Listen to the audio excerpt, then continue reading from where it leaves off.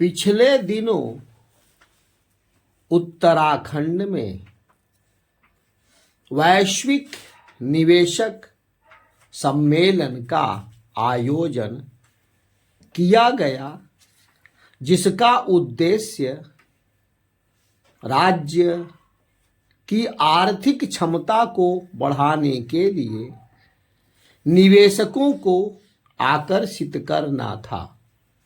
उसमें विभिन्न योजनाओं से संबंधित 44,000 करोड़ रुपए के निवेश प्रस्तावों पर हस्ताक्षर किए गए। उसके बाद बिहार में भी 2 दिवसीय निवेशक सम्मेलन हुआ। उसमें 300 से अधिक उद्यमियों ने राज्य में 50,000 करोड़ रुपए से अधिक के निवेश की इच्छा प्रकट की।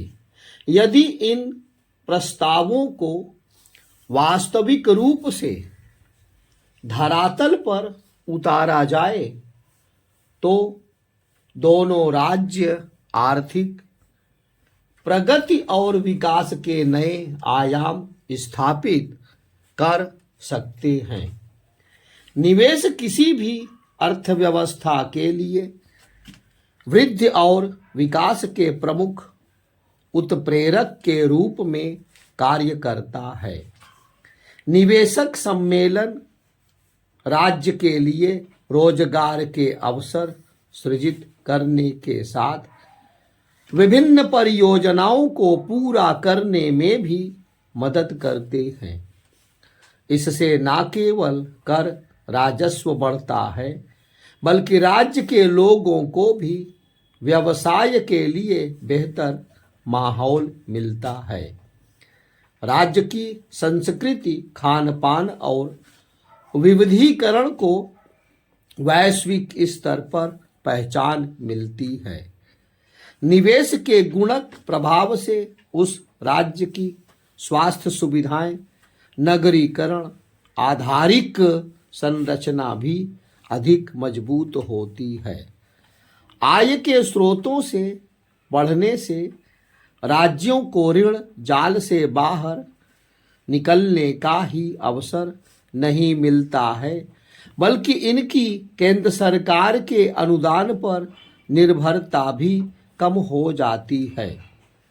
निवेशक शिखर सम्मेलन राज्यों को अपनी आर्थिकी को समझने का नया दृष्टिकोण देते हैं। नीति आयोग द्वारा सहकारी संघवाद को बढ़ावा दिए जाने के बाद से राज्य अपने संसाधनों के अनुकूलतम प्रयोग के लिए योजनाएं खुद बना रहे हैं। राज्य अपनी अर्थव्यवस्था में वृद्धि के लिए निजी निवेश के महत्व को समझने लगे हैं। बदलते आर्थिक माहौल में राज्य निवेश के लिए निवेशकों को आमंत्रित कर रहे हैं। इसके लिए वे आवश्यकतानुसार श्रम सुधार कर रहे हैं, नियम कानून को सुधारने की दिशा में आगे बढ़ रहे हैं, औद्योगिकरण को बढ़ावा देने वाली नीतियों को प्रोत्साहित कर रहे हैं, तकनीक को बढ़ावा देने के साथ ही अपने अधिनियमों में परिवर्तन कर रहे हैं। इसके कारण विभिन्न राज्यों के बीच प्रतिस्पर्धा का एक नया दौर शुरू हो गया है। भारत का हर यह राज्य जिसके पास व्यवसाय के अवसर हैं, निवेशक सम्मेलन का आयोजन कर रहा है। जो निवेश पहले केवल बंदरगाह वाले क्षेत्रों में होते थे, आज उसमें बदलाव आया है। निवेशक अब उन राज्यों में भी निवेश कर रहे हैं जहां व्यवसाय को बढ़ाने के अवसर हैं। ऐसे सम्मेलन महाराष्ट्र, यूपी, बंगाल, असम, आंध्र प्रदेश, पंजाब, छत्तीसगढ़, राजस्थान आदि राज्यों में भी आयोजित किए जा चुके हैं।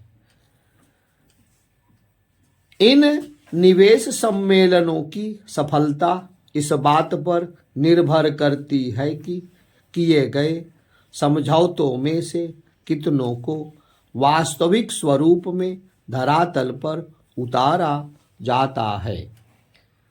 व्यावहारिकता में ये सम्मेलन राजनीतिक दृष्टिकोण को अधिक पुष्ट करते हैं, जबकि इन सम्मेलनों का उद्देश्य राज्य के आर्थिक दृष्टिकोण को मजबूत करना होना चाहिए। निवेशक किसी भी राज्य में तब तक निवेश करने के लिए तैयार नहीं होते हैं जब तक कि उस राज्य की राजनीतिक और प्रशासनिक स्थितियां उनके अनुकूल नहीं होती हैं। इसके लिए राज्यों को गंभीरता के साथ नीतिगत पहल करनी होगी। लाल फीताशाही को घटाने के लिए नियामक प्रणाली को आसान बनाना होगा। अग्रिम पंक्ति के पदाधिकारियों को वित्तीय और प्रशासनिक शक्तियां सौंपने के साथ जिम्मेदारी भी निश्चित की जानी चाहिए। नीति निर्माण और कार्यान्वयन की जिम्मेदारियों को अलग करने से निष्पादन में तेजी आती है। डिजिटल डिवाइड को कम करने के साथ निगरानी एजेंसियों को संवेदनशील बनाया जाना चाहिए। समयबद्धता पर विशेष ध्यान देने से पूंजी की लागत को स्थिर रखा जा सकता है। उत्पादकता बढ़ाने के लिए उत्पादन के कारकों में आवश्यकतानुसार सुधार किए जाने चाहिए। शून्य कार्बन उत्सर्जन की दिशा में बढ़ रहे भारत में पर्यावरण चुनौतियों को भी ध्यान में रखना होगा। निवेशकों की कसौटी पर खरा उतरने के लिए प्रत्येक राज्य की उसके संसाधनों के अनुसार जिम्मेदारी निर्धारित की जानी चाहिए।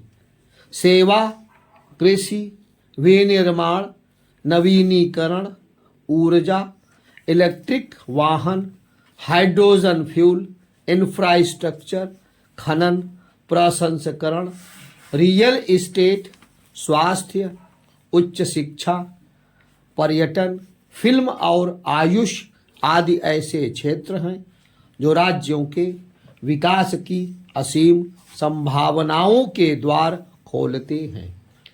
सभी राज्य श्रम संपन्न हैं।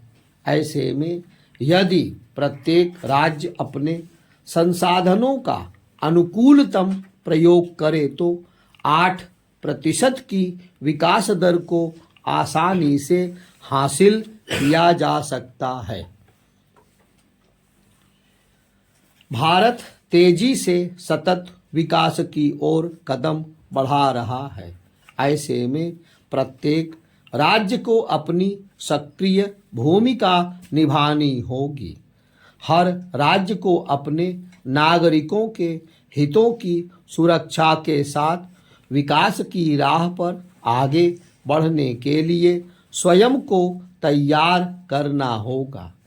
यदि सभी राज्य इस दिशा में गंभीर प्रयासों के साथ आगे बढ़ते हैं तो $5 ट्रिलियन अर्थव्यवस्था के लक्ष्य को आसानी से हासिल किया जा सकता है।